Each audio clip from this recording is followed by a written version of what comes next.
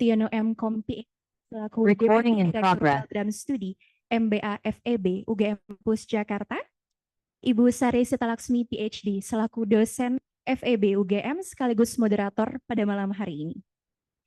Bapak Ibu Finur Afifah PhD dan juga Hoirunisa Arifah PhD selaku dosen program studi MBA FEB UGM Kampus Jakarta. Bapak Dani Darmawan MBA selaku Presiden MBA Student Association Kampus Jakarta periode 1 beserta jajaran pengurus. Bapak Daniel Alexander selaku Presiden MBA Student Association Kampus Jakarta periode kedua beserta jajaran pengurus. Seluruh mahasiswa MA FEB UGM Kampus Jakarta yang hadir secara tatap muka di ruangan hari ini dan juga mahasiswa MBA FEB UGM Kampus Yogyakarta dan Jakarta yang turut hadir bersama kita secara daring melalui Zoom. Serta hadirin hari ini yang berbahagia, marilah kita panjatkan puji syukur kehadirat Tuhan Yang Maha Esa karena pada malam hari ini kita dapat berkumpul bersama dalam acara Leadership Day dengan topik Championing Equality for all women in business and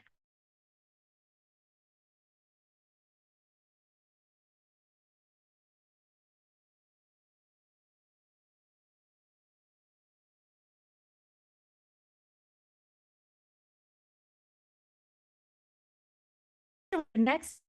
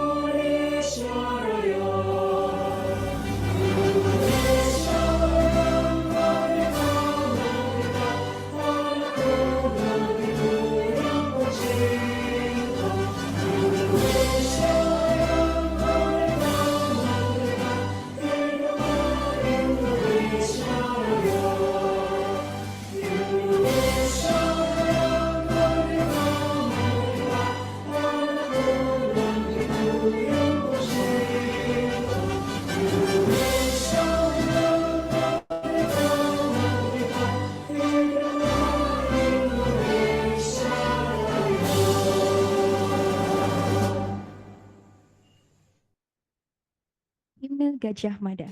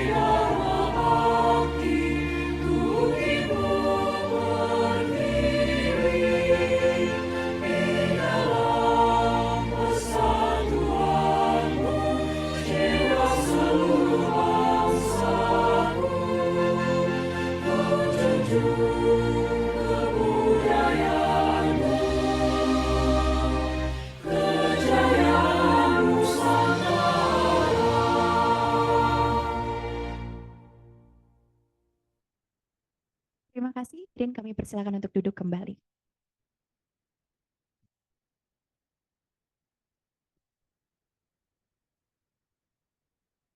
Hadirin, acara berikutnya, marilah kita dengarkan sambutan dan pembukaan dari Direktur Program Studi MBA FEB UGM Kampus Jakarta oleh Profesor Dr. Eduardo Standelilin MBA. Kepada Bapak Eduardo Standelilin kami persilahkan.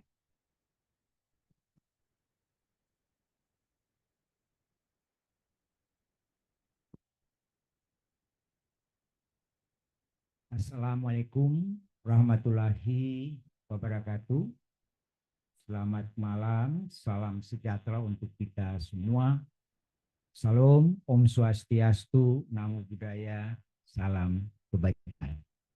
Ya, yang saya hormati Ibu Rosiana Silalahi. Ya, jadi malam hari ini adalah Women Day. Ya, karena nanti moderator, pembawa acara semua, ya, jadi yang kaum laki kita akan mengikuti saja apa yang disampaikan oleh kaum perempuan.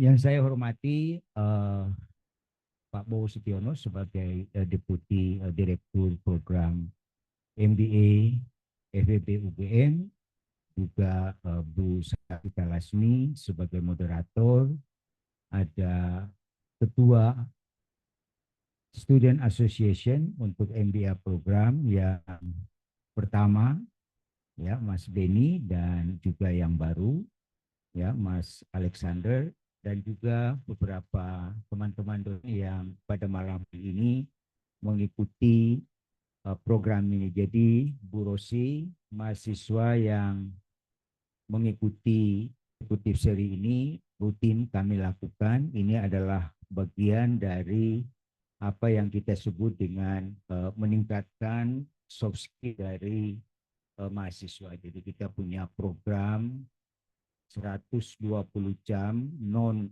SKS yang memang harus diikuti oleh mahasiswa kita. Ya, dan ini adalah salah satu bentuk kegiatan yang kita lakukan. Sehingga ada beberapa kelas yang harusnya berjalan pada malam hari ini, kita ikutan untuk program hari ini, dan dosen yang mengajar pun hadir pada malam hari ini. Jadi kita bisa melihat bahwa narasumber ya untuk malam hari ini ya yang akan memberikan eksekutif series yaitu Bu Rosiana Silalahi. Saya tidak tahu, tapi dengar-dengarnya suaminya dari Maluku ya. Betul ya. Jadi istri saya dari Batak. Karena biasanya kan saya dipanggil Pak Ted, betul enggak? Ya, Edward Standelirin dipanggil Pak Ted di sini, Bu. Istri saya dipanggil Bu Ted. Jadi gantian nih, Bu. Jadi saya dari Maluku ya, tapi istri saya orang Jawa. Ya, jadi ya kalau di Maluku kebetulan ya lahir sampai tamat SMA-nya di Maluku ya. Jadi setelah tamat SMA baru merantau ke Pulau Jawa. Jadi kalau di Jogja, di Jakarta, tadi malam itu kami adakan halal bihalal untuk alumni SMA Saverius Ambon yang ada di Jakarta. Ya, ketua kami itu adalah Pak Nono Sampu. Ya, memang dari Madura, tapi lahir sampai tamat SMA juga di ya Pak Nono Sampurno, saya kira sekarang anggota DPD.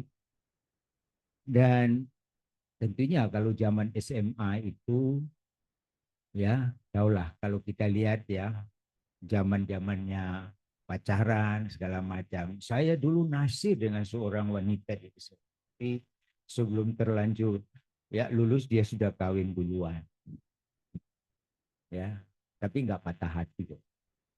Ya, jadi kalau ketemu itu kebetulan kalau ketemu sekarang itu ya dia menikah tapi suaminya sudah meninggal. Jadi sama teman-teman selalu mengatakan itu dulu ya waktu SMA itu didekati sama Ted menghindar. Sekarang nyesal tuh katanya gitu. Oke, Bapak Ibu yang saya hormati teman-teman semua, mengawali acara ini saya kira ingin membaca sebuah pantun pendek. Pergi ke pasar membeli tomat. Singgah sebentar membeli alpukat. Selamat datang para peserta yang hebat. Semoga diskusi membawa manfaat. Oke, tema eksekutif series malam hari ini sungguh inspiratif ya, saya katakan ya. Championing equity for all women in business and ushering in the next generation of the student leadership.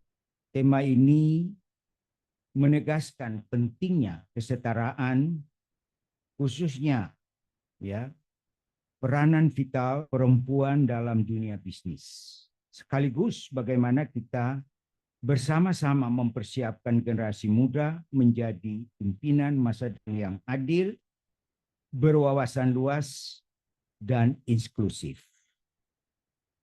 Kesetaraan bukan sekedar slogan, melainkan sebuah upaya nyata yang terus kita perjuangkan bersama.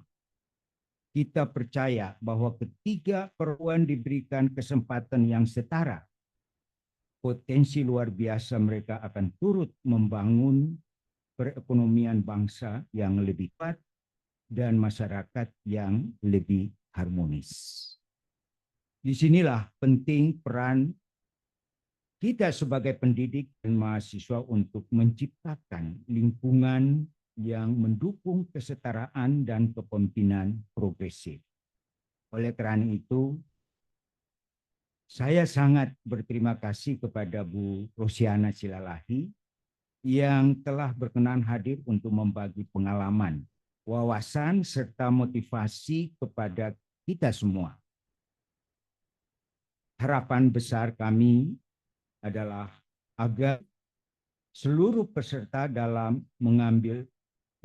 mengambil inspirasi dan ilmu yang berharga dari sesi diskusi ini untuk bisa diterapkan dalam kehidupan pribadi maupun profesionalisme masing-masing. Akhir kata, sebelum kita mulai acara ini, izinkan saya menyampaikan sebuah pantun penutup. Bunga melati harum mekar, dipetik pagi di taman indah. Mari bersiap raih berkah, diskusi malam membawa faedah. Sekian, selamat mengikuti acara eksekutif seri malam ini. Wassalamualaikum warahmatullahi wabarakatuh. Waalaikumsalam warahmatullahi wabarakatuh. Terima kasih sekali lagi untuk Pak Ted dan pantunnya sangat luar biasa ya Pak. Baik, berikutnya hadirin marilah kita dengarkan speech dari Presiden MBASA periode ke-1 dan juga presentasi pencapaian program oleh Bapak Beni Darmawan MBA. Kepada Bapak Beni kami persilakan.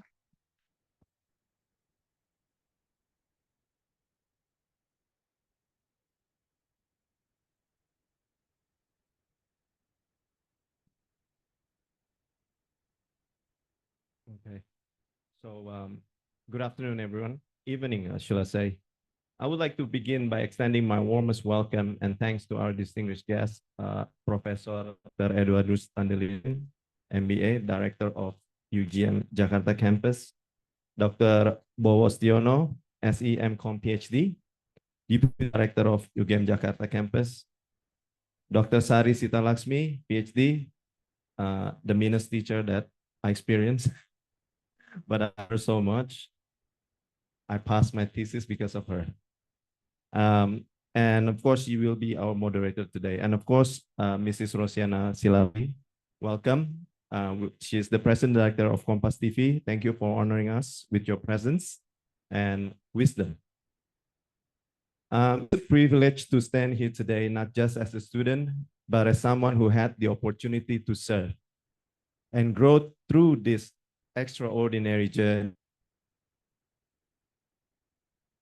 Can I have the next slide? Okay. When we began our tenure with the theme "For You, to You," it was more than just a tagline. It was a philosophy, a promise that the MBA Student Association would be a platform for students, led by students and shaped through shared experience. Over the past year, we delivered 38 programs, signed 3 MOUs, and secured over 89 million rupiah in sponsorship. And let me assure you, we started with 0. And I hope, Mr. Daniel, in the future, you will be well funded. These numbers are just the service. Behind them, there are stories, relationship, and shared efforts with the team. Can I have the next one? Okay. We engage students through leadership symposium, academic mentoring, and events like the MBA Catalyst Summit, which brought together themes of technology, sustainability, and growth. Equally meaningful, we were visit to the Learning Farm, blood donation campaigns, where we gave and stay grounded in our service. We reach out, not just inward. Our collaboration with Kompas, WeShine, University of Indonesia, and Institut Teknologi Bandung showed the power of cross-campus and industry partnership.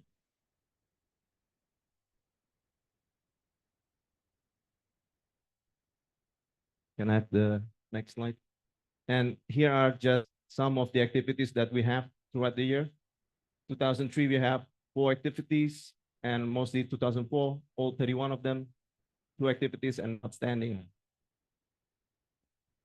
Next, please. Okay, we will share these slides if you want, but here are the timeline of activities that we have had, and the sweat, the blood and tears that my team have contributed to the university and to the students. Can I have the next one? Okay. At this moment of transition, I also want to offer my sincerest apologies for any mistakes, missteps, or shortcomings that may have occurred in my leadership, whether it be me personally or by my team. Please know that everything we did came from a place of dedication, deep desire to contribute positively. Thank you. This post captured what we shared: laughter, learning, and leadership. What mattered most isn't the scale of our programs, but the impact that they had on people. To my team, thank you. You gave me your time, heart, and brains. Every late night, early morning, shaped what we have become. To the next leadership team, I pass on not just a role, but a momentum.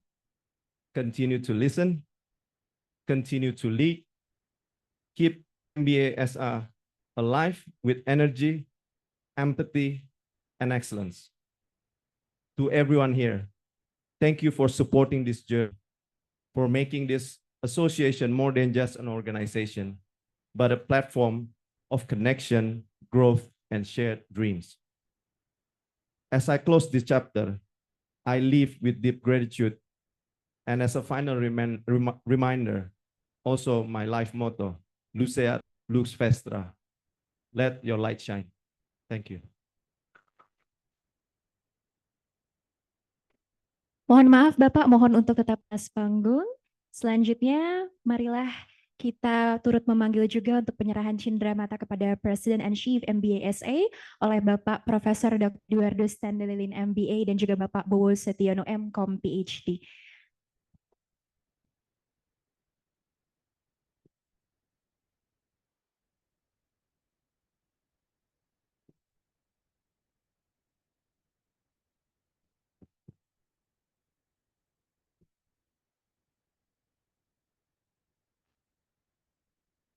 Baik, dipersilakan. Inilah penyerahan Cindra Mat kepada President and Chief MBA SA oleh Profesor Dr. Edwardus Standelilin MBA dan juga Bapak Bowo Setiono MCom PhD pada Bapak Beni Darmawan MBA selaku Presiden MBA SD periode ke-1. Berikan tepuk tangan yang meriah.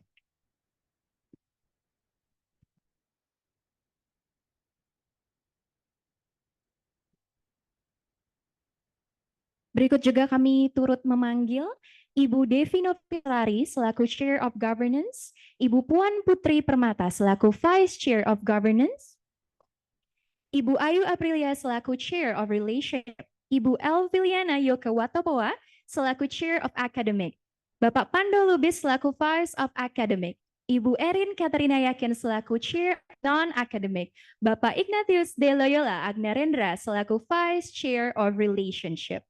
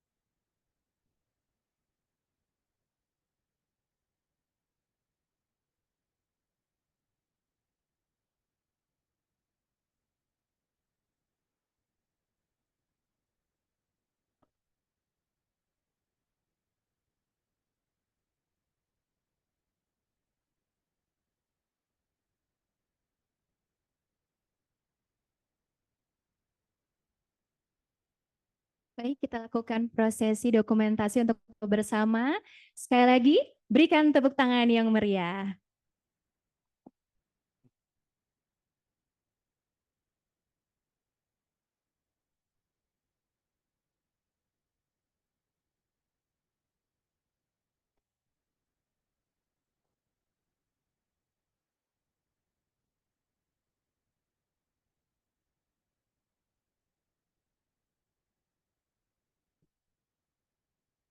Baik, terima kasih. Selanjutnya kami mohon kepada Profesor Dr. Edwardus Standelilin, Bapak Bowo dan juga Bapak Beni untuk tetap di atas panggung karena kami juga akan turut memanggil Bapak Daniel Alexander untuk melakukan serah terima jabatan kepengurusan MBA SA dari Presiden periode ke-1 kepada Presiden periode kedua. Sekali lagi, turut memanggil Bapak Profesor Dr. Edwardus, Bapak Bowo, Bapak Beni, dan juga Bapak Daniel untuk melakukan serah terima jabatan kepengurusan MBA Sumbar.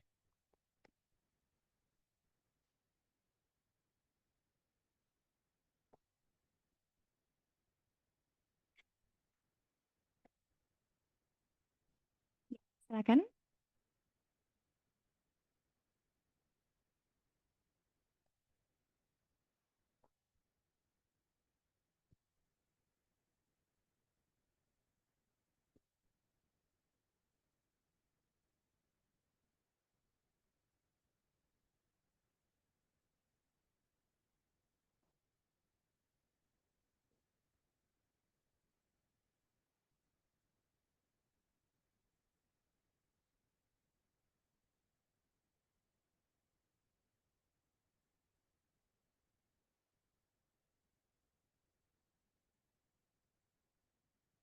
Baik, mari kita lakukan prosesi dokumentasi. Hadirin yang kami hormati, inilah prosesi serah terima jabatan kepengurusan MBA SA dari Presiden periode ke-1 kepada Presiden periode kedua Bapak Beni Darmawan MBA kepada Bapak Daniel Alexander.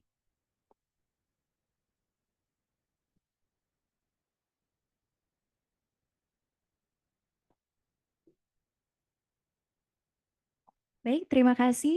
Selanjutnya marilah kita dengarkan speech dari Presiden MBA SA kedua, yaitu Bapak Daniel Alexander. Kepada Bapak Daniel, kami persilakan.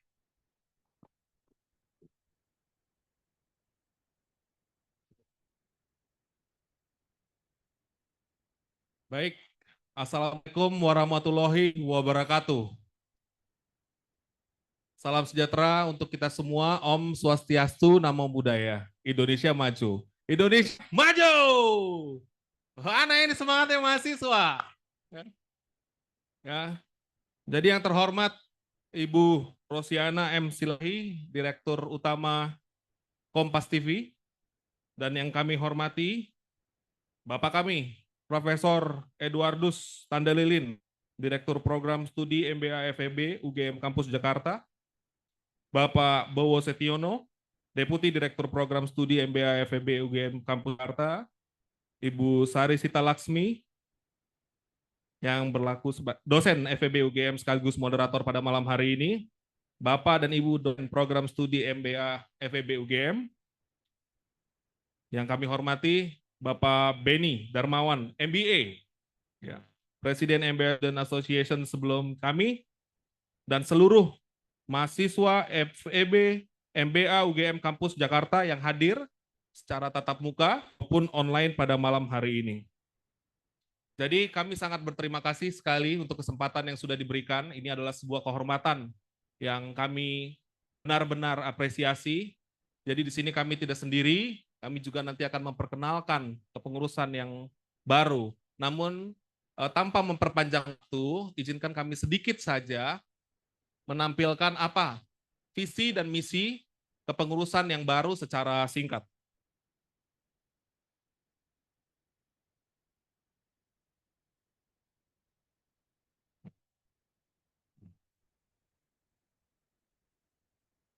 Baik, adapun visi MBA-SA 2025-2026 adalah mewujudkan keluarga mahasiswa yang hangat, bermartabat, dan berdampak bagi satu sama lain.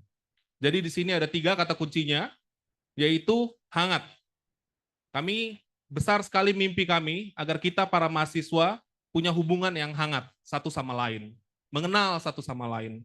Karena tanpa mengenal satu sama lain, kehangatan itu tidak akan ada. Dan kemudian bermartabat. Jadi kita harus tetap menjaga integritas kita karena kita berada di lingkungan akademik. Kemudian setelah kita lulus nanti, atau bahkan selama masa studi kita perlu untuk berdampak bagi satu sama lain. Kemudian misi MBA-SA di tahun 2025 itu menciptakan lingkungan yang kompak dan harmonis dengan mengandalkan satu sama lain. Dan melahirkan akademisi yang berkontribusi nyata. Selanjutnya, ini adalah beberapa tampilan singkat dari internal survei yang kami lakukan di antara para mahasiswa. Di sini kita dapat melihat bahwa tidak ada wadah untuk berinteraksi sesama warga MBA UGM Jakarta. Ya, itu adalah peringkat pertama. Jadi kebutuhan itu di antara mahasiswa ternyata memang ada setelah survei yang kita lakukan. Kemudian di peringkat kedua, yaitu kurangnya jaringan eksternal, baik itu sebagai individu maupun anggota organisasi. Dan yang ketiga, yaitu kurangnya eksistensi dari organisasi MBA-SA.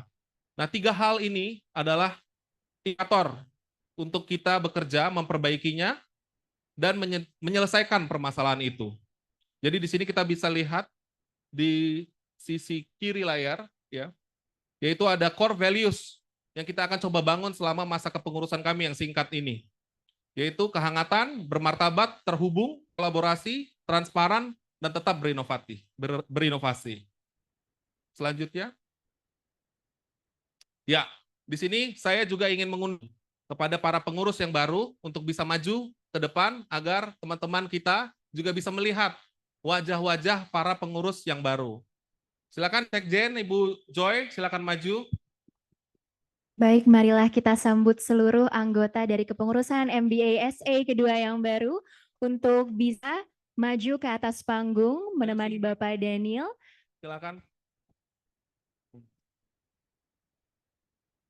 Silakan, ya. Maju, silakan.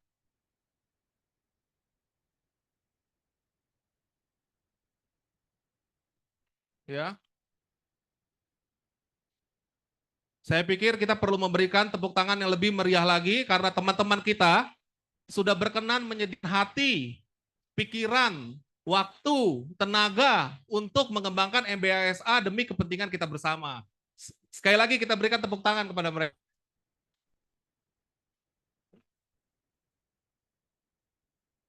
Oh, oke. Jadi memang terus berinovasi sampai saat ini. Jadi ini gimana? Oh, oke. Jadi teman-teman, sahabat kami, mahasiswa boleh ini di-scan. Ya, QR ini di-scan. Nanti masing-masing teman-teman akan keluar apa yang ada di balik scan tersebut. Ya. Di sini kami mengundang rekan-rekan sekalian untuk bisa bergabung. Jadi lihat ini kami semua di sini hadir menyediakan waktu, tenaga dan pikiran kami, teman-teman. Kami juga part-time student sama dengan teman-teman semua. Kami juga masih punya keluarga, masih punya anak yang menunggu ya sebagian. Oke. Jadi kita semua juga punya constraint waktu yang sama. Tapi besar harapan kami, rekan yang hadir pada malam hari ini, bisa ikut bergabung dengan MBASA dan menciptakan lingkungan akademik yang penuh kehangatan antara kita satu sama lain. Selanjutnya, ini. Oh, di play. Silakan di play.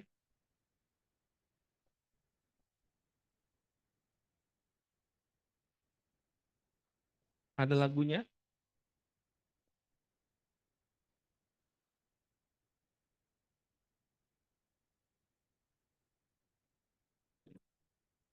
Sekali lagi mungkin biar jogetnya bisa bersama-sama.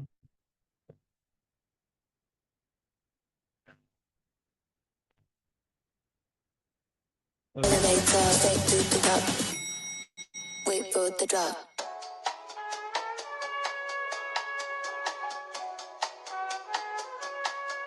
Going up.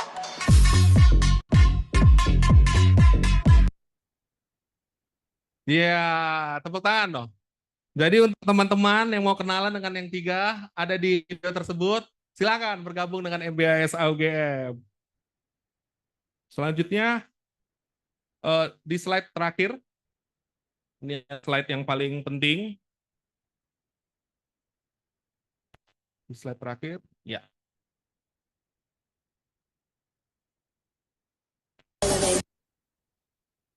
Ya, di sini ada sekitar 300 mahasiswa yang hadir di ruangan ini. Kami mengundang agar teman-teman, sahabat kami bisa follow MBA, account MBASA UGM Jakarta di sosial media Anda, di Instagram, dan juga ikut masuk dalam LinkedIn profil kita yang baru. Ya, jadi kami berharap semua kita bisa punya rasa memiliki yang sama untuk mengembangkan MBASA UGM Jakarta.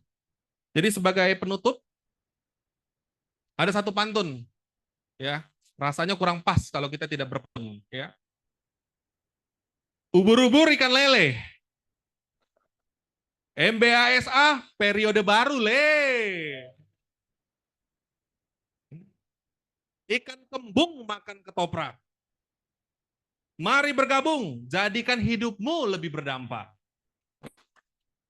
Terakhir, kura-kura makan lemper. Ya. Jangan pura-pura nggak dengar. Ya. Mungkin itu dari kami. Terima kasih, kami tunggu teman-teman untuk bisa bergabung di MBASA UGM Jakarta periode 2025-2026. Terima kasih. Wassalamualaikum warahmatullahi wabarakatuh.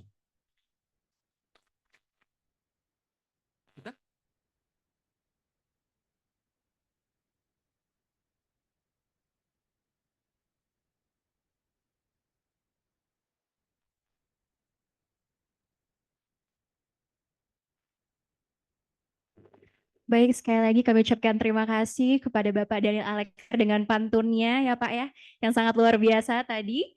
Selanjutnya marilah kita masuk kepada sesi penjelasan biografi narasumber yang juga tak kalah luar biasa, yaitu Ibu Rosiana Silalahi yang dilanjutkan dengan kuliah umum yang akan dimoderatori oleh Ibu Sari Sitalaksmi PhD. Sebelum itu saya juga akan bacakan secara singkat biografi moderator pada malam hari ini. Ibu Sari Sitalaksmi merupakan dosen FEB UGM. Beliau menempuh pendidikan sarjana di FEB UGM pada tahun 1996. Kemudian menempuh pendidikan master di Monash University Australia pada tahun 1999 dan menempuh pendidikan doktor di The University of Melbourne Australia pada tahun 2010. Selain itu, beliau juga merupakan pakar dalam bidang Human Resources Management, Industrial Relations, dan Strategic Management. Baik, untuk itu tanpa menunggu lama lagi kami persilakan naik ke atas panggung. Inilah dia Ibu Sari Sitalaksmi, selaku moderator hari ini. Terima kasih.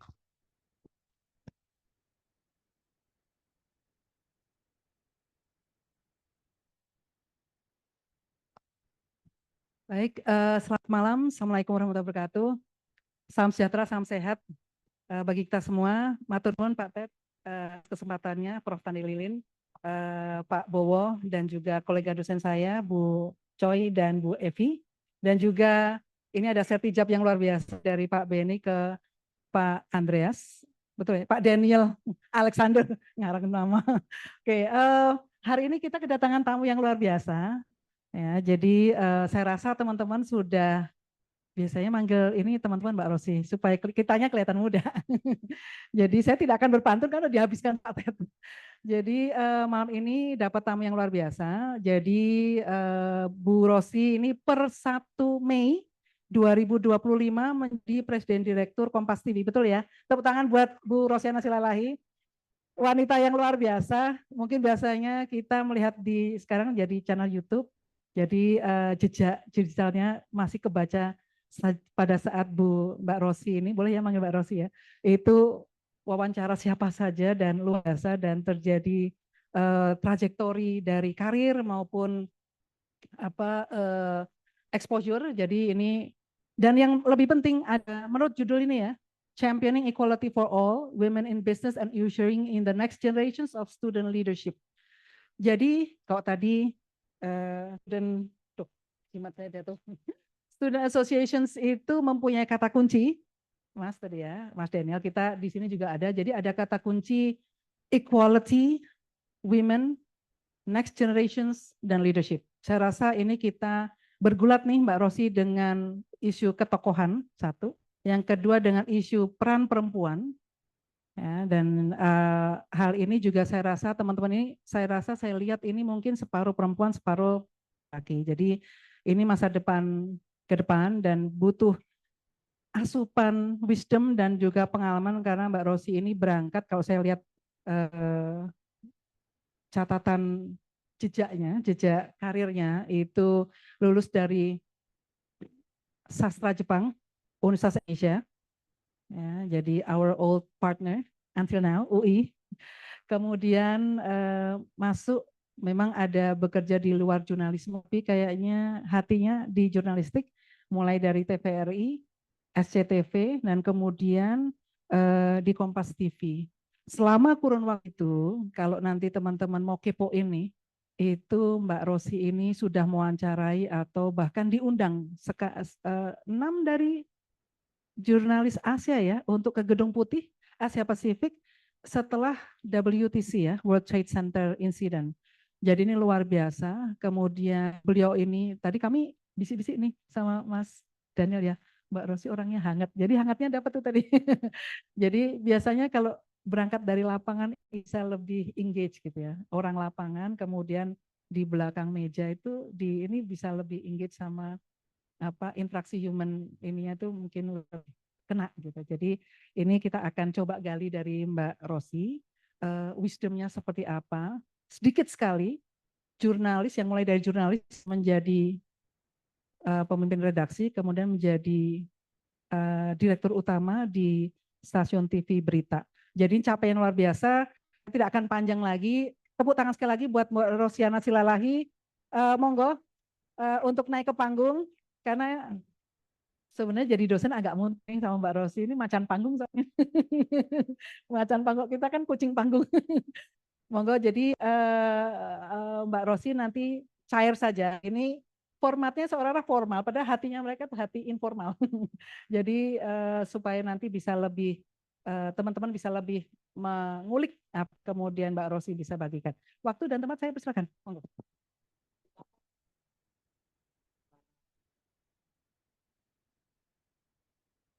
Thank you.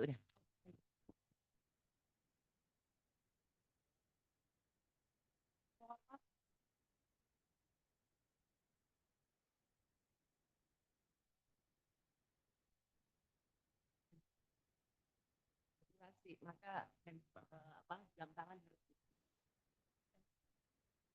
Thank you. Satu kehormatan bagi saya bisa hadir di forum terhormat seperti ini karena S2 UGM saya rasa saya minder karena saya belum S2. Berarti saya merasa rasanya nih kayaknya kastanya saya lebih rendah dari teman-teman yang mau mencapai S2 ini. Tapi ada penghiburan buat saya. S1 UGM aja bisa jadi presiden kok, jadi santai.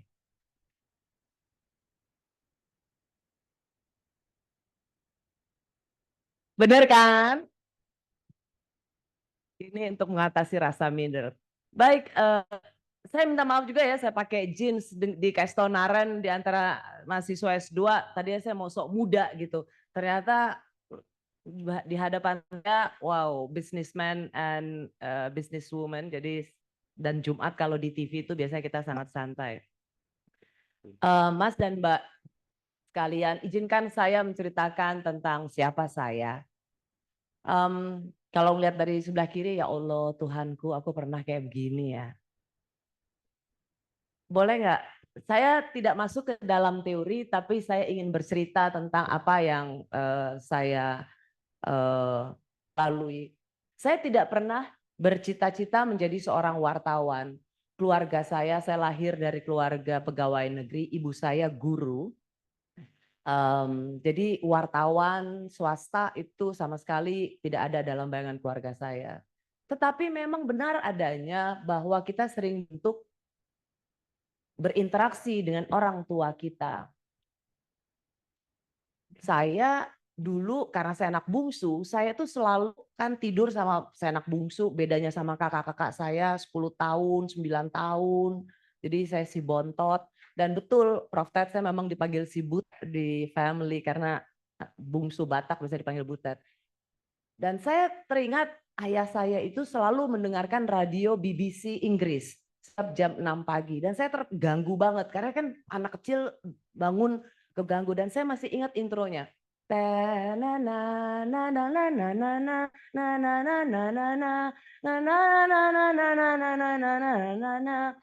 So saya nggak tahu apakah itu sebuah mantra yang sejak kecil ada ditiupkan ke saya sehingga meskipun saya sempat di advertising dan saya nggak tahu mungkin 24 tahun kan setelah lulus lagi galau-galaunya.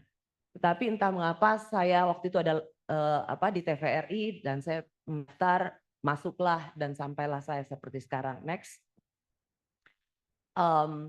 Next dulu. Oke, saya mau cerita di belakang apa yang terjadi di belakang foto ini. Ini terjadi pada tahun 2000, konflik Sampit itu 2001 ya. Ya 2001 masih Gus dan Bu Mega.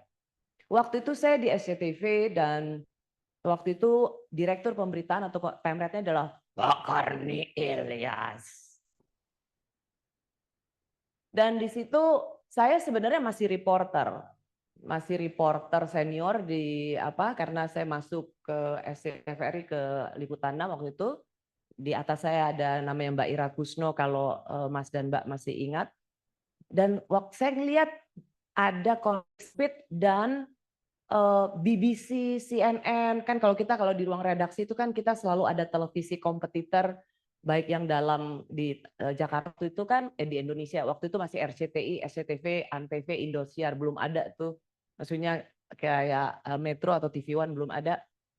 Nah, saya ngelihat bahwa tidak ada satupun televisi Indonesia yang memberikan perhatian pada konflik Sampit. Tetapi ya ada breaking news di BBC, di CNN. Saya masuk mengetuk pintunya Bang Karnila, saya bilang, Abang, kenapa kita tidak memberi perhatian pada konflik Sampit?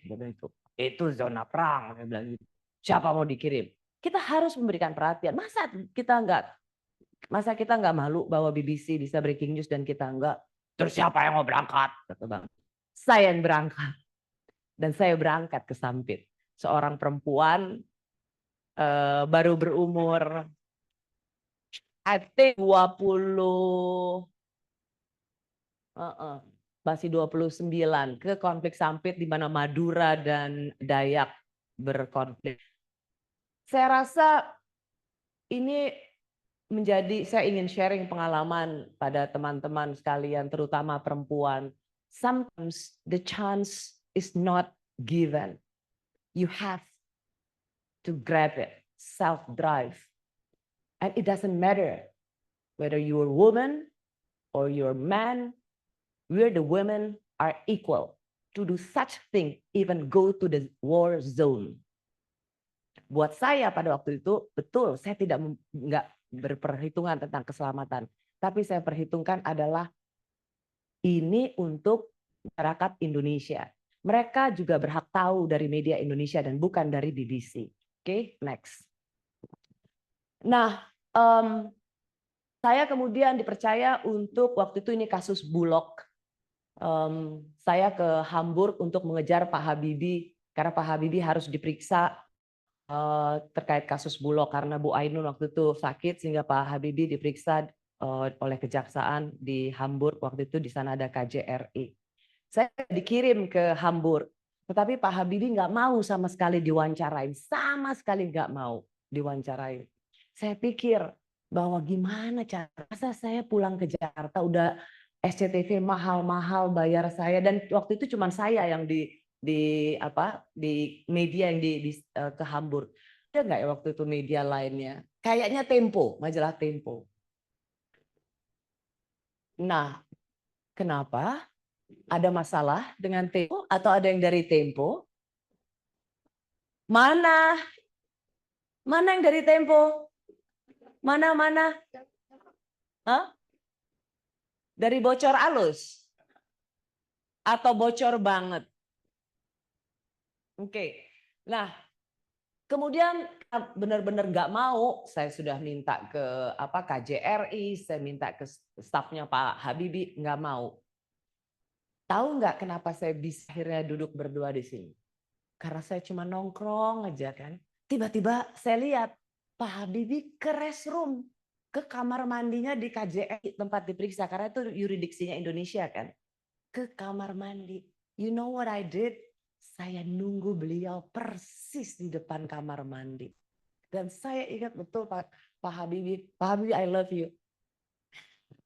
Masih naikin red slating, saya udah di kamar mandi. Siapa kamu? Pak, saya Rosi dari SCTV, Pak saya mau wawancara ini. Tidak, saya tidak mau. Pokoknya marah. Pak, please saya mau wawancara. Sebentar aja. 5 menit gitu. Atau 10 menit gitu. Tidak. Saya cuma wawancara. Tapi jangan kasus ya. Ya, saya bilang gitu. Akhirnya mau lah. Tetapi pada waktu itu memang ketika saya sudah duduk dengan Pak Habibie, kan pasti ada kewajiban moral saya ya, bahwa kita harus tanya bagaimana Pak Habibie soal kasus korupsi di Bulog atau Bulogate, ya kan? Jadi ketika saya membicara sesuatu yang humanis, tetapi kemudian masuk ke kasus Bulog, saya tahu bahwa Pak Habibie pasti akan marah. Pasti. But I take the risk. Sebenarnya kalau Pak Habibie nggak mau menjawab, nggak apa-apa. Tapi kewajiban seorang jurnalis adalah menanyakan apa yang menjadi pertanyaan publik. Bahwa narasumber menolak untuk menjawab, tidak masalah. Dan terjadilah insiden betapa marahnya Pak Habibie pada saya. Tetapi selalu dalam pengalaman yang terburuk sekalipun, selalu ada kenangan baik. Sampai akhir hayatnya Pak Habibie dan saya justru bersahabat luar biasa. Bahkan waktu menjelang sakit itu Pak Habibie ngasih lihat angkat barbel dan lain sebagainya. So itulah story dari perjalanan seorang wartawan. Ketika dimarahin narasumber, saya tidak pernah melihat itu sebagai sebuah celaka atau akhir satu perjalanan. Tapi sebenarnya percaya deh, tanya wartawan-wartawan senior kenapa bisa dekat dengan narasumber. Itu pasti sebelumnya nggak selalu, pasti ada insiden diomelin dulu. Tapi itu selalu bisa menjadi kenangan yang indah dan justru bersahabat. Next. Kenapa next ya? Kan saya bilang. Oke. Inilah saya ketika saya meliput di Bom Bali. Dan sebagai seorang wartawan yang bisa makan di mana saja, di pinggir jalan, pasti yang teman Tempo juga, jadi nggak pernah memilih. Padahal di sini saya juga sudah menjadi seorang presenter. Satu hal yang saya pegang sejak dulu adalah presenter bukan selebriti. Presenter televisi adalah atau news anchor itu adalah jurnalis. News presenter itu bagian dari tugas jurnalis. Kenapa ketika saya kemudian menjadi pemimpin redaksi Liputan 6, banyak presenter news itu cepat berganti karena mereka merasa layar adalah puncak dari karir. Karena news anchor adalah selebriti. It's a big no. That's a total mistake. News anchor is not celebrity. News anchor is a journalist. Dengan berpedoman seperti ini, maka memang hanya sedikit mereka yang tetap komit dan sabar di dunia industri penyiaran. Next. Tadi Mbak Sari sempat mau raise soal ini. Ini juga salah satu menurut saya bersyukur bahwa saya mendapat kesempatan seperti ini. Dan sebenarnya mewawancarai kepala negara itu bukanlah self achievement, tetapi newsroom achievement.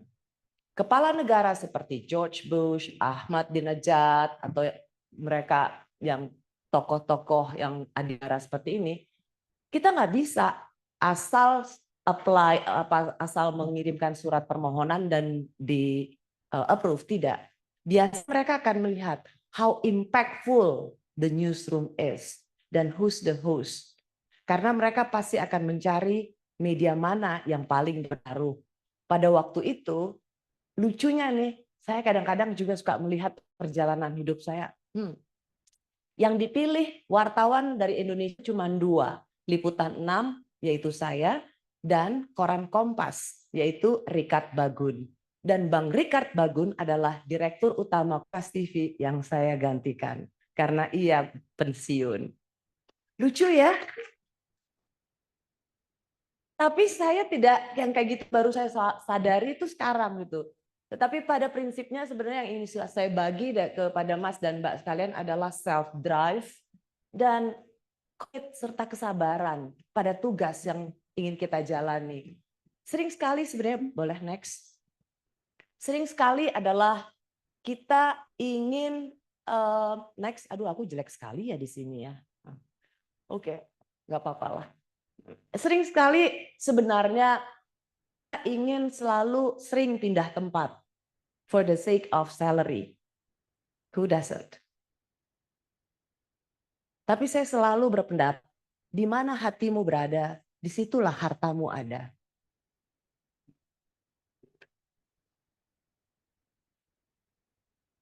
Dan saya dulu di TVRI sebulan 500.000 gajinya. Di Liputan 6 saya memulai dengan 2 juta.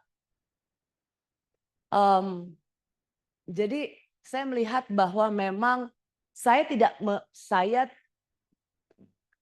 mengatakan mereka yang ingin pindah-pindah itu salah juga, karena siapa yang tidak mau ada raise up. Seperti misalnya kalau di Singapura itu 3 tahun either you up or you live out, karena di sana kompetitif banget. Tapi kalau saya, dari sisi saya termasuk format manusia yang lebih ingin lama di tempat yang saya yakini. Di sini saya bisa mencurahkan pikiran saya, tenaga saya semampu saya. Ada soal komitmen dan ada soal kesabaran. Ini ada cerita yang lucu sekali di sini. Waktu itu dari kedutaan Iran, mereka yang menawarkan ke saya, maukah Anda mewawancarai Ahmadinejad? Siapa yang nggak mau mewawancarai Presiden Iran yang waktu itu sedang, ini zaman lagi genting-gentingnya, apakah Amerika akan menyerang Iran dan apakah Perang Dunia Ketiga akan terjadi? Ya tentu saja saya mau. Waktu itu dijanjikan bahwa setelah Presiden Ahmadinejad ini selesai ngomong di Ahmadiyah kalau nggak salah, saya dikasih tempat untuk mewawancarain. Pada waktu itu selesai wawancara, tiba-tiba semua bilang nggak jadi wawancara, nggak jadi.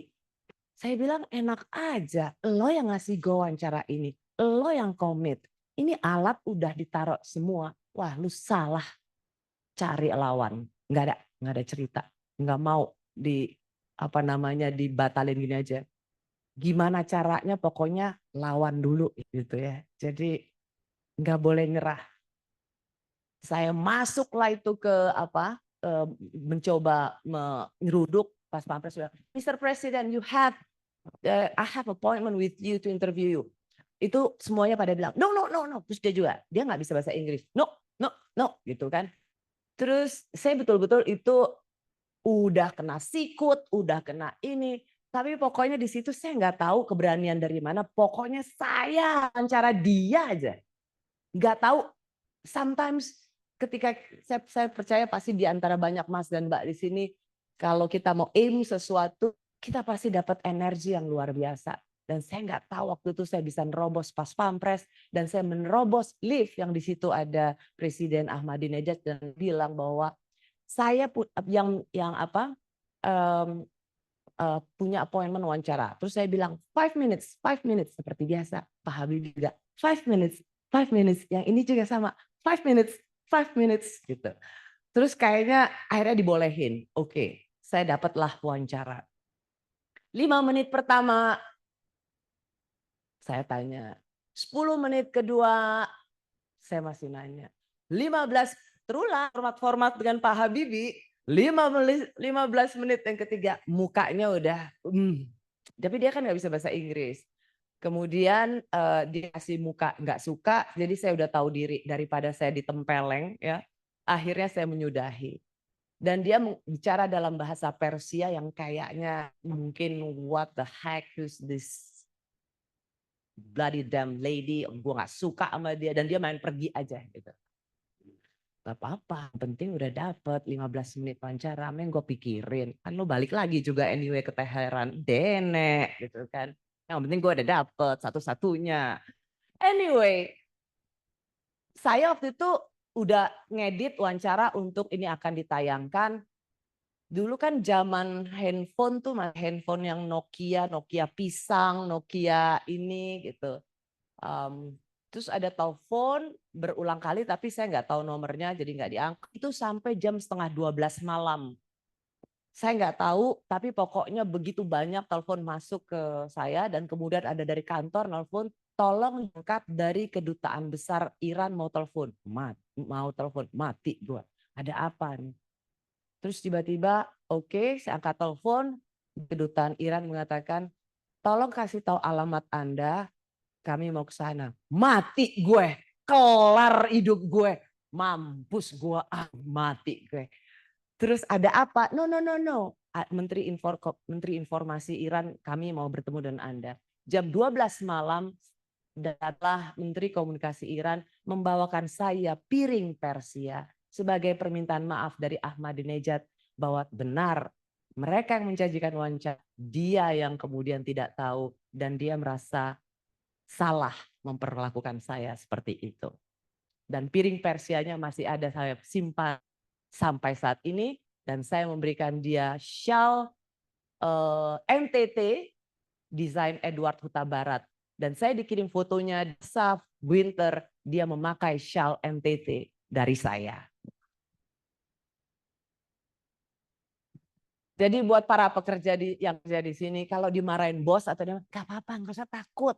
Selama kita yakin kita melakukan pekerjaan yang benar, jalani aja. Paling SP1 sama penundaan kenaikan pangkat. Oke. Next, terus dan selanjutnya saya masuk ke Kompas. Saya ingin cerita sedikit, berapa menit sudah? Saya ingin next, mungkin saya masuk ke Kompas TV. Saya dari Liputan 6, market share SCTV itu gede banget. Dan ketika saya masuk ke Kompas TV, itu mungkin teman-teman pada masa itu Kompas TV masih dipandang sebelah mata. Dan kita kan setiap hari itu ada namanya Nielsen ya, berapa performance. Jauh banget antara SCTV dan Kompas TV. Dan waktu itu memang kita masih punya problem soal reception. Oke, saya nggak mau masuk ke soal teknis. Tapi saya mau bilang bahwa berat sekali pada masa saya menjadi pemimpin redaksi Kompas TV untuk menaikkan leverage Kompas TV di masa itu. Berat banget. Nggak ada yang mandang waktu itu 10 tahun, 11 tahun yang lalu. Dibandingkan dengan Metro TV, TV One. Wah, Kompas TV nggak ada apa-apanya. Tapi saya terus berpikir bahwa must be something that I can do, we can do. Waktu itu di tahun 2014 ini kan udah mulai shifting ya ke YouTube ya. Ketika tapi waktu itu belum live streaming, itu video on demand. Saya waktu itu mengumpulkan tim digital dan mengatakan bahwa begini, tidak semua rumah bisa mendapat Kompas TV. Tetapi saya ingin pastikan semua berita kita, wawancara eksklusif kita, buat dalam video on demand, post, upload di YouTube, dan bisa bagikan itu di, waktu itu belum WhatsApp, waktu itu masih BBM. Yang ingin saya lakukan adalah bagaimana brand Kompas TV itu menjadi sebuah video yang bisa dibagikan. Buat saya itu dulu, ketika memang secara reception Kompas TV sulit didapat, tapi paling tidak orang aware bahwa ada namanya Kompas TV dan kami juga melakukan kerja jurnalistik yang baik dan liput eksklusif. Karena saya tahu kelemahan Kompas TV di free to air atau yang televisi yang Anda lihat di rumah itu lemah. Maka kemudian kamilah TV pertama yang sangat fokus di digital. Makanya kalau teman-teman semua melihat di digital, Kompas TV bahkan nomor 3 terbanyak di dunia untuk stasiun televisi. Apalagi televisi berita. 17 million. 17 juta.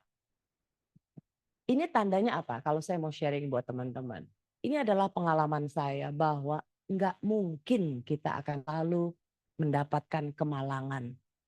Percayalah, kalau kita mau mencari sesuatu, apa yang bisa kita lakukan? There is always opportunity. Karena saya been there done that.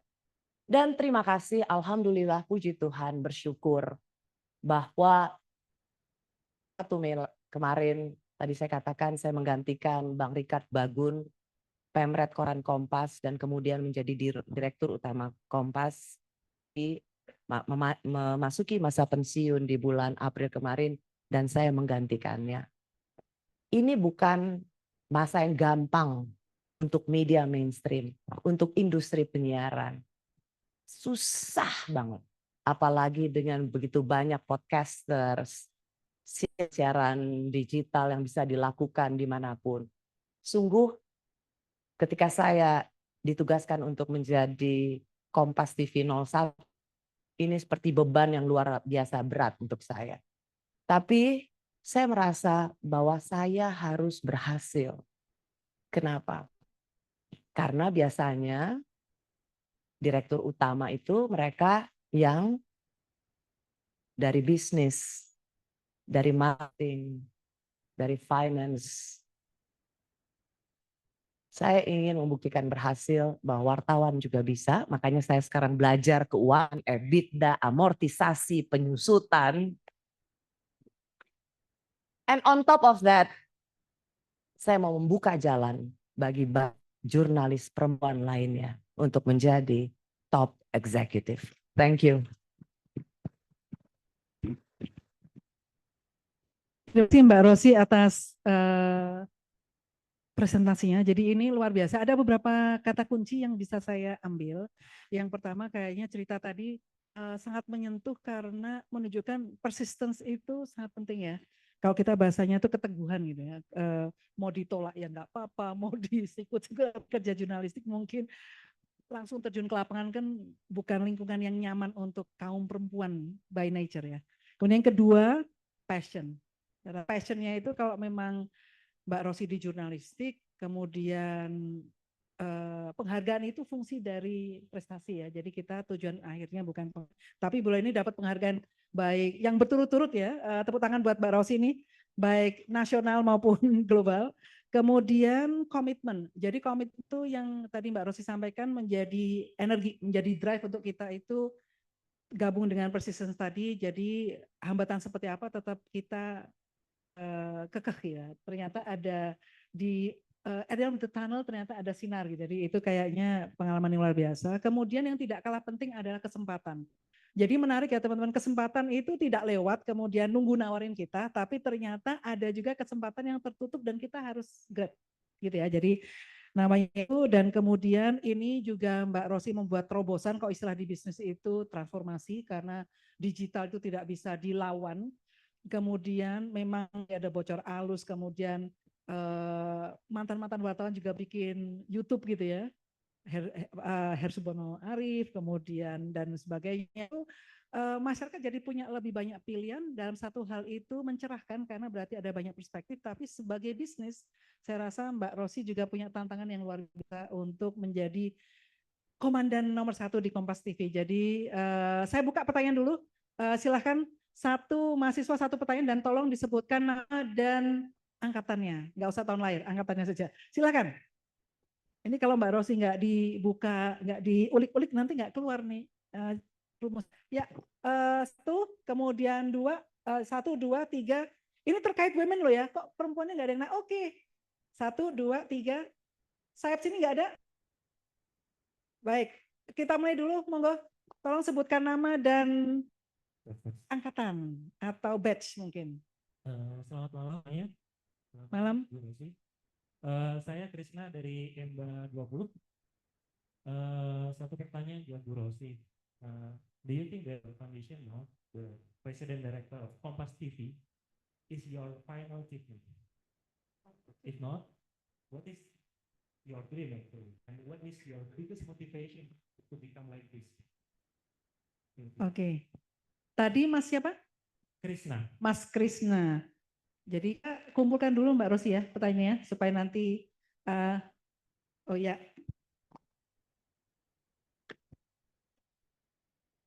Baik, yang kedua dari Mbak di belakang, silakan. Selamat malam Bu Rosi, saya Nora dari angkatan SEMBA 49A. Izin bertanya terkait dengan apakah ada karya jurnalistik dari Bu Rosi yang mempengaruhi keterlibatan wanita di dalam politik dan ekonomi di negara Indonesia gitu. Pengen tahu gitu Bu Rosi. Terima kasih. Jurnalistik yang terkait dengan pengembangan perempuan ya, kesetaraan perempuan. Jadi ada enggak gitu kalau misalnya bisa berbagi.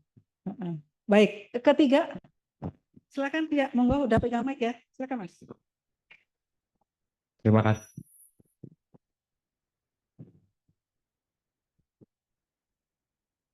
Cek.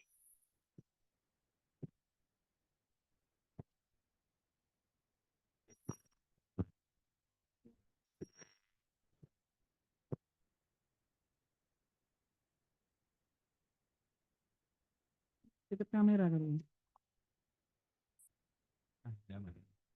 Selamat malam Mbak Rosi, terima kasih banyak untuk sharingnya.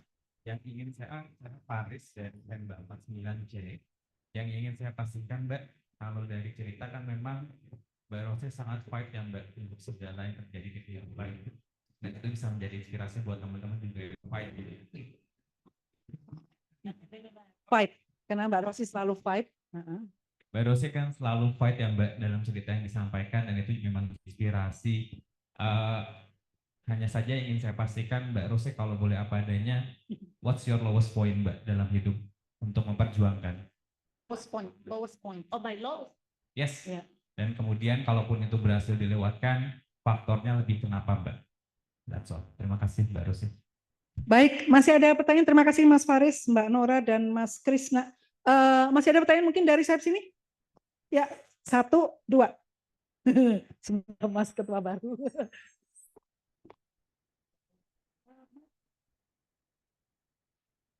Oke, selamat malam. Ya. Karena terima kasih waktunya dan sangat menginspirasi. Terima kasih banyak. Saya Ahnaf Basalama dari Sembal 50A.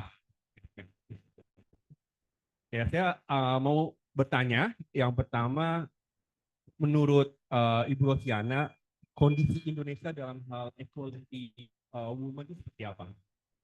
Apakah ya mungkin mungkin tahun-tahun sebelumnya mungkin kurang, mungkin saat ini lebih baik atau seperti apa? Yang kedua, pengalaman sendiri dari Bu Rosiana sampai di tahap ini, apalagi perempuan, woman di jurnalistik, mungkin saya nggak tahu siapa yang pertama jadi pemimpin redaksi atau mungkin ada beberapa, cuman saya pengen tahu juga apakah ada halangannya, tantangannya sebagai kita gitu. Terima kasih. Ya, terima kasih Mas Ahmad Basalam tadi ya. Monggo Mbak, ada mic? Mic Mas, tolong.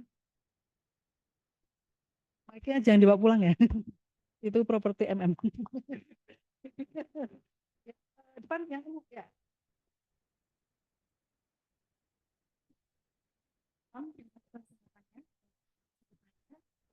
Perkenalkan saya Lani dari MBA 7. Bertanya bagaimana sih kita itu untuk memastikan bahwa championing equality ini bukan hanya slogan, tetapi menjadi budaya yang melekat dalam setiap generasi pemimpin. Dan seringkali juga perempuan ini harus bekerja 2 kali lebih keras untuk diakui. Bagaimana pengalaman Ibu Rosi untuk berusaha dan berjuang dikala lingkungan itu sendiri wanita ini tidak menjadi dominan atau kurang harus berjuang lebih keras tersebut untuk diakui oleh orang banyak. Terima kasih. Baik, terima kasih Mbak Leni. Ya, mikrofon kehormatan untuk Mas Daniel. Ada pertanyaan? Jadi, bertanya? Boleh. Baik. Ya, Ibu Rosi, saya sebagai mahasiswa ini sekarang, Mbak 17. Ingin bertanya, saya lupa kapan terakhir saya nonton TV sekarang gitu. Bahkan di rumah nggak ada TV. Kami udah nggak punya TV lagi di rumah. Unitnya udah nggak ada lagi. Menurut Ibu Rosi sendiri, bagaimana ini keberlanjutan bisnis media gitu ya di dalam 5 atau mungkin 10 tahun lagi? Mungkin Ibu bisa memberikan kami gambaran. You know guys, in the next 10 to 15 years, the media industry will be like this. Jadi coba kami pengen nubuatan Ibu ya tentang industri media. Terima kasih Ibu. Terima kasih. Sudah tidak ada pertanyaan lagi ya. Ada 6 pertanyaan Mbak Rosi dari A sampai Z. Monggo. There's a question if being a president director the ultimate achievement for me. Well, I would say it is an assignment. And I have to deliver and make it success.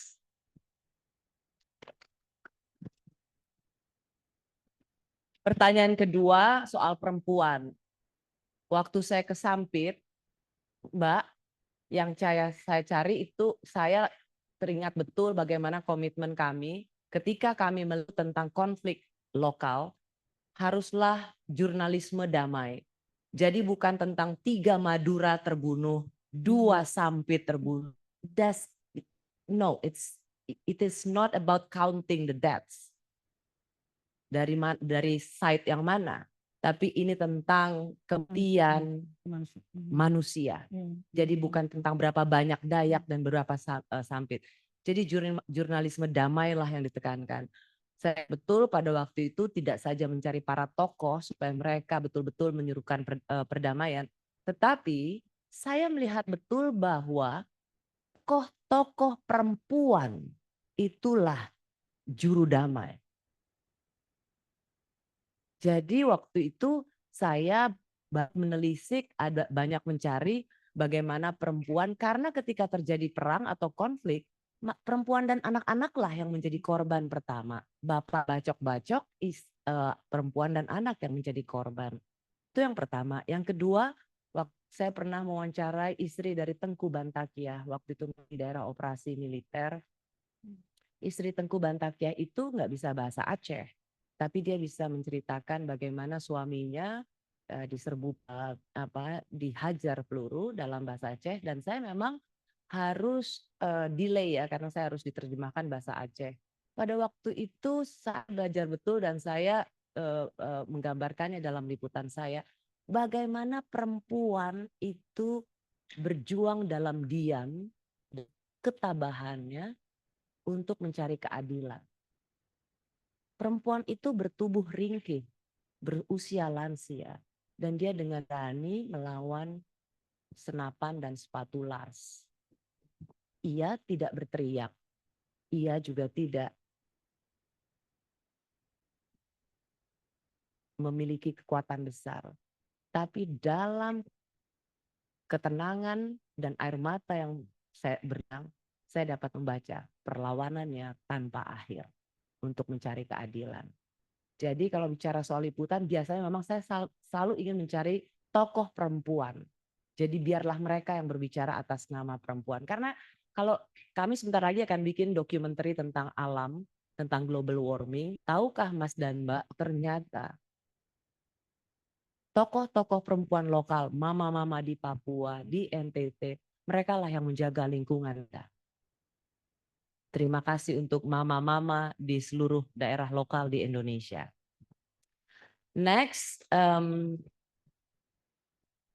what is my lowest point?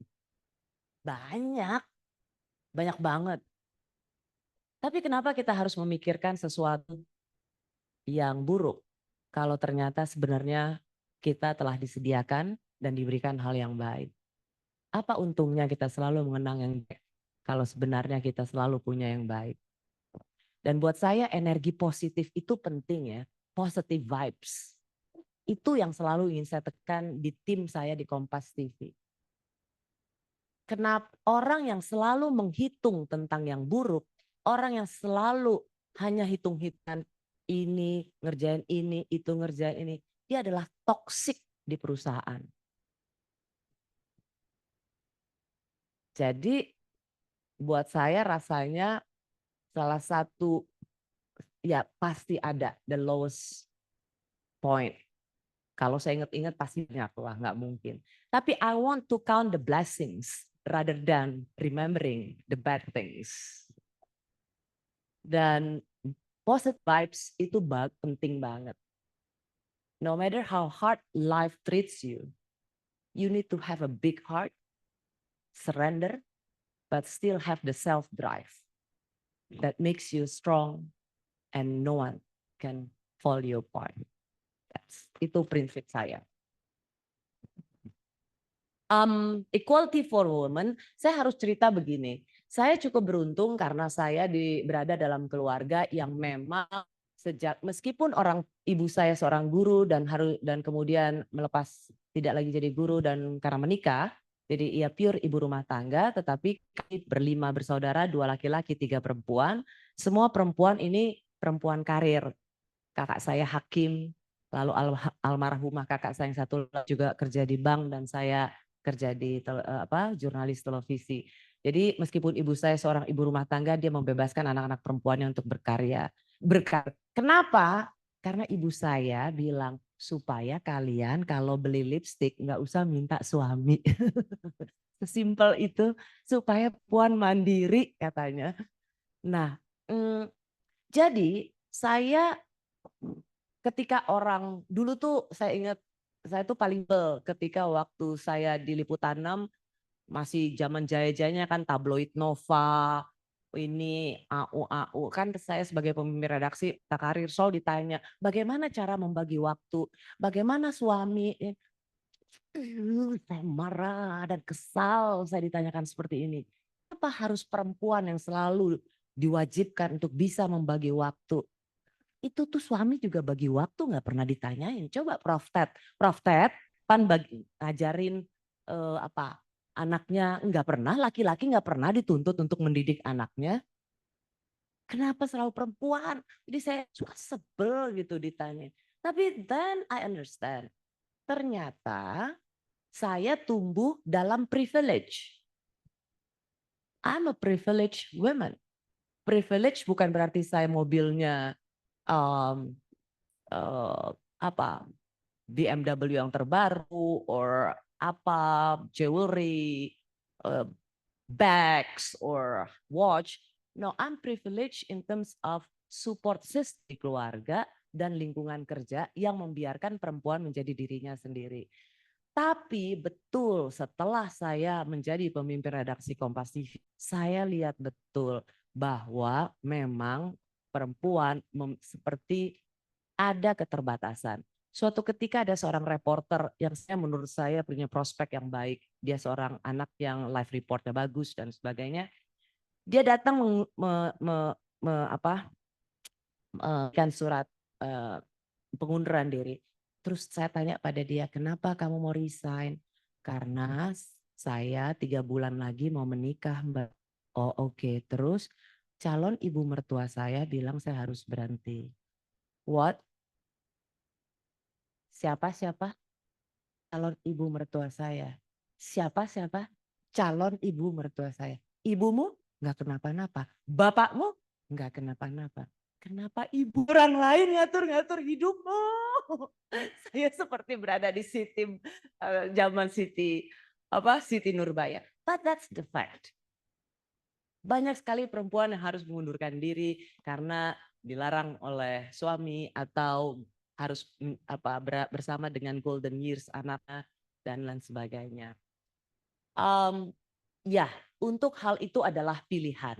Buat saya, it's okay. Menjadi ibu rumah tangga dan mendampingi anak-anak, terutama golden years, it's totally 1,000,000% agree. Apa yang jadi saya lakukan adalah menjadi support system perempuan-perempuan karir yang ada di redaksi. Contoh, ada seorang presenter cerai, kena KDRT. Dia harus mengikuti persidangan. Apa support system dari perempuan? Saya bilang, tidak usah pikirin kerjaan. Go to the trial. Ikuti persidangan sampai selesai. It's okay. Gak apa-apa. Selesaikan sendiri your personal life. Itu adalah bagian dari support system policy dari saya sebagai perempuan yang tahu problem perempuan. Support system lainnya adalah contoh soal kendaraan mobil. Untuk perempuan saya wajibkan di atas jam 10 harus diantar sampai ke rumah. Dulu, belum lama ini, ruangan laktasi. Dan saya juga mengizinkan mereka untuk membawa anak-anak mereka ke ruang redaksi. Bahkan wish luck saya sendiri mudah-mudahan kalau nanti bisa. Saya ingin di Menara Kompas itu ada semacam taman bermain sehingga para kayak kelas ya, sehingga perempuan-perempuan yang bekerja di ruang redaksi ataupun siapa itu tetap bisa menitipkan anaknya di classroom itu atau di playground itu. Dan saya rasa ini adalah tugas kita semua, terutama perempuan yang memegang policy. Kita terus harus membuka jalan bagi banyak perempuan yang tidak seberuntung kita. Tugas saya belum selesai dan tugas Anda belum selesai. Dan ini saya rasa juga menjadi permintaan bagi para lelaki. Perempuan itu tak privilege. Perempuan itu hanya ingin adanya kesetaraan. Contoh untuk level manager, selalu saya bilang, kenapa ini laki semua? Saya minta ada perempuan. Paling tidak harus ada choices bahwa dalam tes mereka nggak dapat skornya, it's okay. Tapi jangan di antara kandidat itu laki semua. Tuh. That's it. Oke, semoga menjawab. Oke, bisnis media TV ke depan. Pak Daniel, betul. Semuanya shifting. Saya rasa seluruh dunia juga begitu. Apakah televisi akan sunset? Saya bicara soal news ya, news media mainstream saja dulu. Oke. Menurut saya, kita semua memiliki kewajiban untuk mempertahankan good journalism. Kita semua. Karena kalau kita overrated atau terlalu membanggakan bahwa kita punya influencer, podcaster yang lain dan sebagainya, nggak apa-apa, itu boleh choices. Tapi mereka tidak tunduk pada kode etik dan prinsip-prinsip jurnalisme. Jadi ketika mewawancarai, misalnya mewawancarai untuk kepentingan satu pihak, mereka tidak terikat pada kode etik bahwa mereka juga harus mewawancarai dan memverifikasi dari pihak yang lain. Jurnalisme yang baik adalah jurnalisme yang terus disiplin dalam prinsip verifikasi. Makanya kalau semuanya ngelihat dari sosial media atau digital, nyari misalnya apa ya? Apa yang lagi dicari? Lisa Mariana. Pasti nanti yang keluar itu semua kan? Nah, itulah makanya mengapa orang cenderung sangat fanatik terhadap sesuatu dan tidak terbuka pada pandangan yang lain ketika ia mendapat informasi itu di sosial media. Karena jari kita sudah menentukan algoritma tertentu dan hanya itu yang menjadi asupan informasi kita. Kembali ke pertanyaan Anda, saya percaya jurnalisme tidak akan mati. Televisi ia harus shifting atau berubah proses bisnisnya. Yang tadinya misalnya untuk wawancara itu harus 8 kru, mungkin sekarang 3 kru. Alatnya dicari yang kalau dulu kita bilang peralatan lenong, mungkin dengan kamera yang sederhana. Jadi perubahan itu bukan pada perubahan cara, perubahan itu bukan tentang kualitas kita menerap prinsip jurnalisme, tetapi dalam proses bekerja yang kaitannya dengan alat. Peralatan broadcasting yang harus terus diperhitungkan supaya ketika dia mobile, dia tidak semahal seperti biasanya. Hari ini kenapa saya sedikit tadi agak terlambat, saya rapat di forum direksi dan manajer, saya mengatakan, we need to be efficient. Mak-mak, Bo, kalau udah soal efisien, mak-mak ya, coret, perlu, jangan. Saya bilang pada para manajer, we need to be efficient. Not because the company is stingy. Kita perlu efisien, bukan karena kita tuh pelit, kita kikir atau kita enggak kita mau hitung-hitungan pada karyawan. No, we to be competitive. Kita harus kompetitif. Kita harus memperhatikan cost dari proses bisnis itu supaya tanpa mengurangi kualitas, supaya pada saat kita berkolaborasi dengan sponsorship atau yang lainnya, kita tidak dianggap kemahalan. TV kan di situ problemnya. Kalau YouTuber dia tinggal ini, udah jadi modal cuma 10 juta. Untuk membuat broadcasting di luar itu minimal 400 juta atau 0,5 miliar. Kita perlu berpikir ulang bagaimana ketika kita bersiaran, maka tanpa mengurangi kualitas, tapi bisnis prosesnya atau dalam cara bekerja kita itu bisa dikurangi. To make sure what I'm trying to say to you, bagaimana bisnis media ke depan tidak gampang, tapi menurut saya still there. Standing solid. Standing solid and standing tall. Standing solid and standing tall. Ya, terima kasih Mbak Rosi. Kayaknya kita sudah cukup banyak yang didiskusikan. Kita tidak akan buka lagi. Saya rasa masih ada yang penasaran, tapi nanti mungkin ada forum-forum lain yang kita akan mengundang Mbak Rosi di kesempatan yang lebih baik. Saya minta izin untuk kemudian merangkum. Jadi sebenarnya ada 3 level yang luar biasa yang disampaikan oleh Mbak Rosi. Yang pertama, Boleh nggak saya kasih lihat slide saya yang terakhir? Oh boleh. Terakhir aja. Ini selalu yang saya pegang. Terakhir. Ada orang Jawa di sini? Banyak tunjuk tangan orang Jawa? Oke. Saya kan orang Batak ya, tapi saya senang banget dengan satu kata dari bahasa Jawa ini. Ini kan sesuatu yang sering dengar, lakukan bagianmu semampu yang kamu bisa, selanjutnya biarkan Tuhan melakukan bagian yang tak kamu bisa. Pasti Mas dan Mbak ngeliat saya, oh ambisi banget ya, self drive dan lain sebagainya. Iya, saya harus melakukan itu. Sesuatu yang bisa saya lakukan, saya harus definitely saya harus lakukan itu. Tapi selanjutnya saya senang dengan satu kata dari bahasa Jawa itu, yaitu sumeleh. Benar? Hah? Semeleh. Semeleh. Ya nggak apa-apa, saya kan bukan orang Jawa. Udah bagus gua pakai kata dalam bahasa Jawa. Semeleh. Soalnya orang Jawanya kok jangan-jangan bukan orang Jawa beneran pada bingung. Semeleh. Self drive but also semeleh. Lakukan apa yang bisa kamu lakukan, setelah itu biar Tuhan yang menyelesaikannya. Sender. Luar biasa. Saya yakin ini teman-teman masih belum puas nih, sesi kita terlalu singkat, padat memang.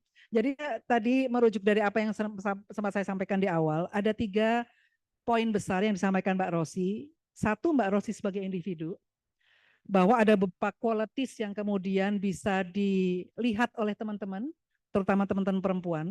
Ya, jangan melihat Mbak Rosi sekarang, tapi fighting, struggle-nya itu juga berdarah-darah, kesikut dan sebagainya. Jadi tadi sudah saya sampaikan karakter seperti apa. Jadi kalau teman-teman terus terang saya kepoin Mbak Rosi nih. Ternyata pada saat wawancara, mulai dari narasumbernya yang agak gimana gitu dengan narasumber yang cerdas itu, Mbak Rosi itu bisa membawakan dengan enak gitu. Meskipun biasanya ada komentar ini Mbak Rosinya udah gemes gitu di YouTube gitu. Nah, pertanyaan Mbak Rosi pada saat menjadi pewarta gitu di pakai yang eksklusif maupun yang bukan eksklusif, itu ada pertanyaan komentar itu atau pertanyaan itu selalu tajam, cerdas, mendidik dan kadang-kadang menggelitik. Jadi kalau orangnya agak gimana, jangan lihat nonton gitu. Jadi bisa melakukan, dan itu saya rasa karena di itu adalah bahwa ini jurnalisme itu bukan melihat dari satu sisi, tapi dari sisi yang beragam. Dan kemudian sisi humanisnya itu muncul, karena itu jadi kita dari sejam yang lalu melihat bahwa Mbak Rosi itu punya tanggung jawab moral untuk memberikan edukasi yang berimbang gitu ya, dan kemudian dari sudut yang beragam.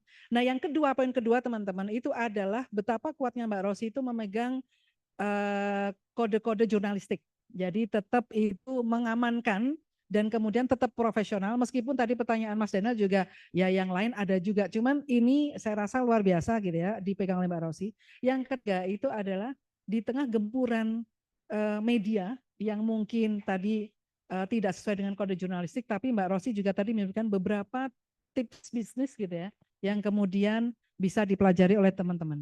Nah, terkait dengan wanita, kan topik kita wanita, itu sosok Mbak Rosi ini adalah kita itu hidup di negara yang patriarki, religiosity-nya tinggi, katanya kalau statistik bilang religiosity tinggi, ternyata kemiskinan juga tinggi.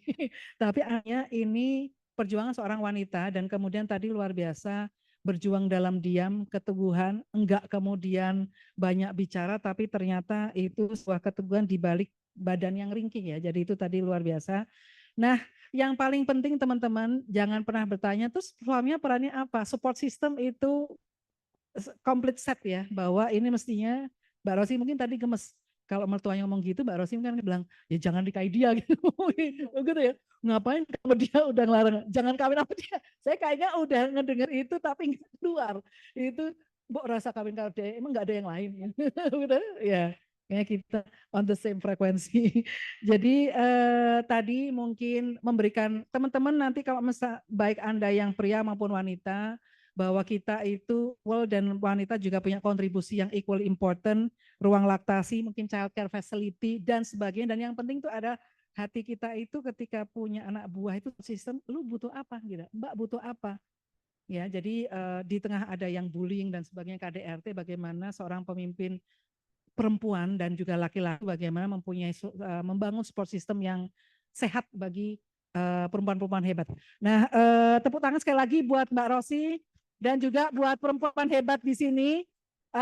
Saya yakin mbak-mbak ini di sini udah ditunggu anaknya, tangting-tangting, ini kapan mama pulang, kapan ibu pulang, jadi sama ya. Jadi tapi ini adalah saya rasa tadi pantun dari Pak Ted malam ini mudah-mudahan mendapatkan keberkahan dan pencerahan ya. Jadi terima kasih sekali lagi buat Rosi luar biasa. Terima kasih buat teman-teman yang luar biasa sudah hadir dan stay di sini. Saya kembalikan pada MC.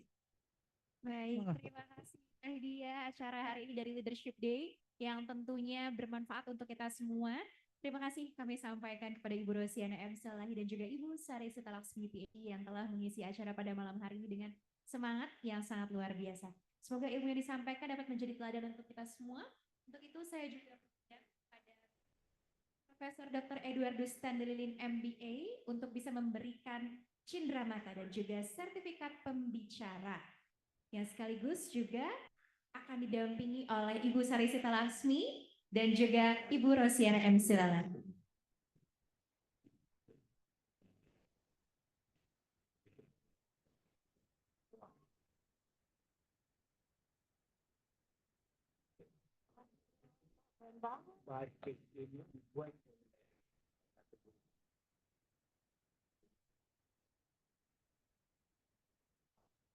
Basu swasta. Jadi bisa dengar ya. Jadi batik ini adalah batik yang dibuat oleh Profesor Basu Swasta. Beliau ini adalah painting.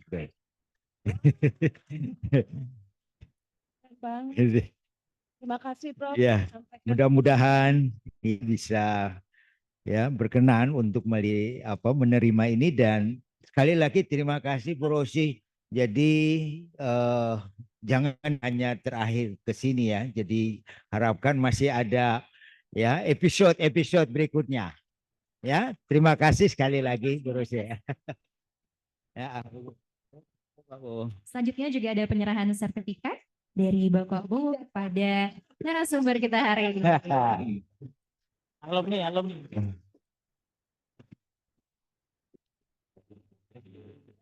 Iya. Yeah. Baik, untuk itu kita melakukan sesi foto bersama dan juga seluruh mahasiswa di ruangan hari ini. Untuk itu kita akan melakukan sesi foto. Boleh, silakan Pak. Dipersilakan untuk Prof. Ted dan juga Bapak Bu. Oke, akan ada sesi selfie dulu, silakan. Mungkin saya bantu 1, 2, 3. Sekali lagi Bu, baik. Dibantu Pak Ted? Iya.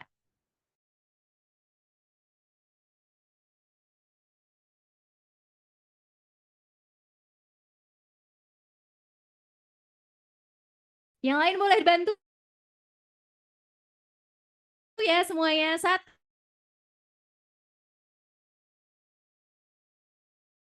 2, 3.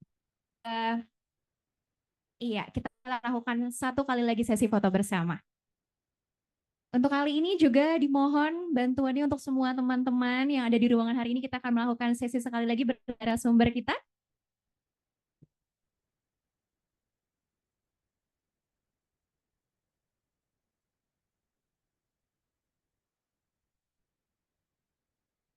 Mohon maaf dibantu agar mendekat ya. Oh ya baik, untuk bapak-bapak yang lagi duduk di sofa nih Pak, kita mohon bantuannya untuk bisa berdiri. Kita mohon dari Bapak Beni.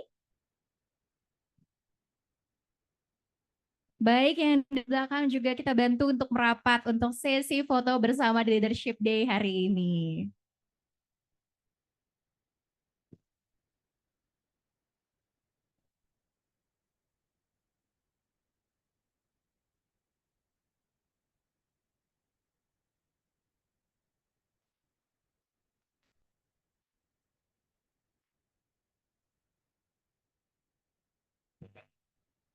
Oke. Baik, saya bantu untuk menghitung ya. Ya, gaya formal dulu yang pertama, mungkin yang di belakang juga bisa mendekat ke panggung untuk melakukan gaya formal. Ya, 1, 2, 3. Sekali lagi untuk gaya formalnya, 1, 2, 3. Sekarang nggak update kalau nggak yang informal ya Pak ya. Kita bantu berikan senyum terbaiknya.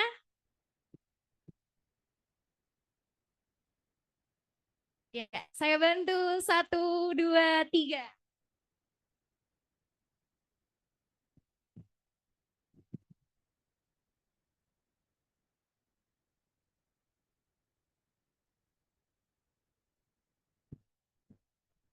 Baik, terima kasih hadirin yang saya hormati dan juga narasumber yang berkenan hadir di acara Leadership Day hari ini.